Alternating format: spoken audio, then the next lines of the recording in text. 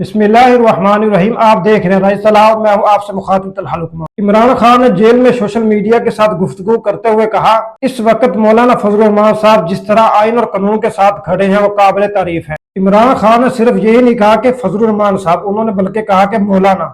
ये वही इमरान खान नहीं है जो कहता था कि मौलाना फजलुर रहमान साहब को मौलाना कहना गुनाह है। आज आप फिर उसे मौलाना कहने पर वापस आ गए। जमीयत उलमा इस्लाम के जो कारकुन है वो मौलाना फजलुर रहमान साहब के बारे में कहते हैं कि वो सियासत के सुल्तान है। आप तो मोहब्बत में कहते हैं लेकिन वो हकीकत में सियासत के सुल्तान है। ये बात अब सिर्फ आप नहीं बल्कि आपका दुश्मन, आपका मुखालिफ वो भी मान रहा है कि मौलाना फजलुर रहमान साहब जब इलेक्शन होंगे, इलेक्शन के बाद जो मौजूदा वज़ीर आज़म है शहबाज शरीफ साहब, वो मौलाना साहब के पास आते हैं कि आप हमारे साथ हुकूमत में शामिल हो।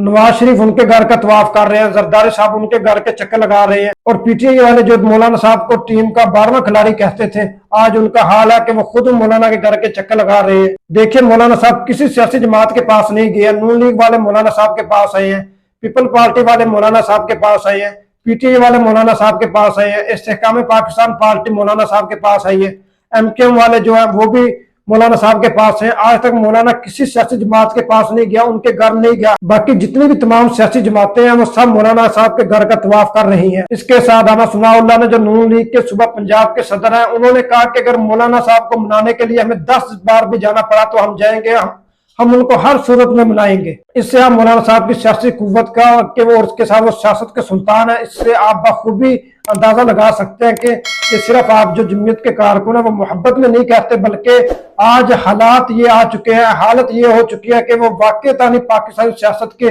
सुल्तान बन चुके हैं। अब आते इमरान खान की बात की तरफ के मौलाना साहब काबिल तारीफ है। ये वही इमरान खान जो अपने जलसों में मौलाना को उल्टे सीधे नामों से पुकारता था, मौलाना को डीजल डीजल पता नहीं क्या कुछ कह के पुकारता था। इसके साथ कहता था कि इनको मौलाना कहना गुनाह है। आज वो दीन को बेच रहे हैं, कल तो वो दीन को बेच रहे थे, आज वो आइन और कानून के साथ खड़े हो गए। अब इमरान खान की कोशिश है कि किसी तरीके से मैं मौलाना को अपने साथ मनाऊं, लेकिन मौलाना को मेरा मशवरा क्या, आप इमरान खान के साथ किसी सूरत भी इत्तेहाद ना कीजिए। ये आदमी बहुत ही ज्यादा मफाद परस्त, मफाद हासिल करके लोगों को छोड़ देता है, उनको जलील करता है, उनको इस्तेमाल करता है।